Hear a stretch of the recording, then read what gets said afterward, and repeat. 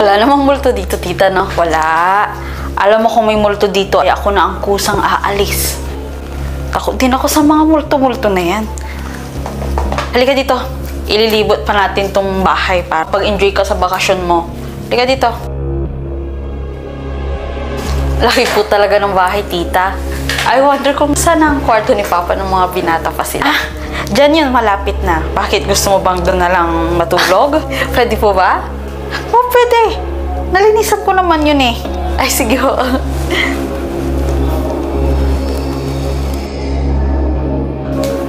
Halika. Ayan, kwarto ng Tito Oming mo. O, dito ang kwarto ng Papa mo. Sige na, pasok ka na. Ang laki. O, sige na, maiwan na kita ha. Magluluto ako ng merienda. Baba ka na rin mamaya. Sige. Bababa na po ako maya-maya.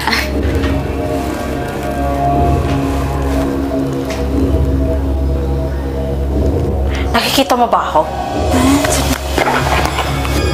Sumagot ka, nakikita mo ba ako? Ano ba? Sabi ko na nga ba, nakikita mo? Anong ginagawa mo dito sa bahay ng tita ko? Alam mo, kung hindi ka matahimik, humanap ka ng makakatulong sa'yo. At hindi ako yun. Good morning, tita. Mag-iisang linggo ka na dito, ha? Kumusta naman ang stay mo? Ang laki po ng bahay, tita. Hindi po ba kayo nalulungkot na mag-isa nyo lang sa ganitong kalaking family house? Sa totoo lang, lahat kaming magkakapatid ay nag-aagawan dito. Naaway nila ako ng sobra-sobra para lang makuha to. Pero para sa akin naman, hanggat hindi pa ako namamatay, hindi ko to ibibigay. At mabuti na lamang at yung papa mo mabait. Hindi na nakikipagtalo. Tita, curious lang po. Nagkaanak po ba kayo? Meron. Kaya lang nalunod siya. Nagkatuwaan silang magbabarkada na maligo sa ilog. Patapos nun, hindi na siya nakaahon. Hindi ko po alam kung matutuwa po kayo or matatakot. May third eye po ako, tita. Nakikita ko pa rin po yung anak niyo nandito. Lagi po siyang nakasunod sa'yo. Lagi po siyang nakatingin sa'yo pag natutulog ka. Sa katunayan, tita, nasa tabi niyo ko siya ngayon.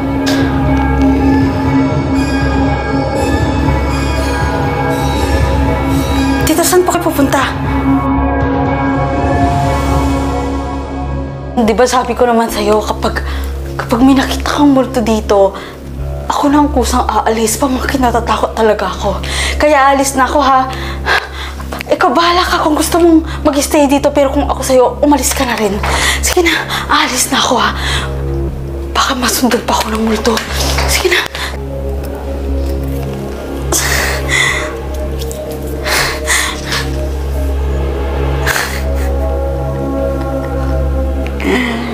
Hello pa. Successful ang plano. Napaalis ko si Tita Moring. Pwede na tayong tumira dito ngayon din. Total sa atin naman talaga yung family house. Di ba dapat ang bunsong anak na lalaki ang magmamana nito? Alin na kayo. Kunin nyo na lahat ng mga gamit dyan. Dahil tuloy na ang plano. Anong plano? Sabi ko na nga ba't isa ka rin sa mga nag-aasam ng bahay na to?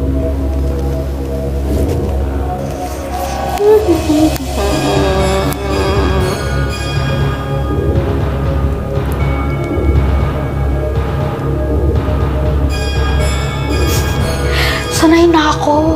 Lahat ng mga kapatid ko ay pumupunta dito at gumagawa ng paraan para makuha tong bahay na to. Pero sabi ko nga, hanggat di pa ako namamatay, ay di ko to ibibigay.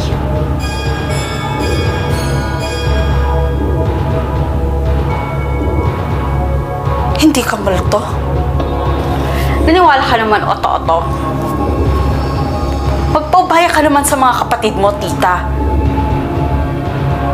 And lahat ng family house sa mga bunsong anak na lalaki dapat napupunta. Hindi sa'yo. Ano yun? Naghirap ako sa abroad para lang ma-renovate tong bahay na to, pero sa kanya lang mapupunta? Sa inyo lang mapupunta? Pero parating na ang buong pamilya ko. At mapapalayas kayong dalawa. Yan ay kung makakaalis ka pa. Sige na, sako mo na yan.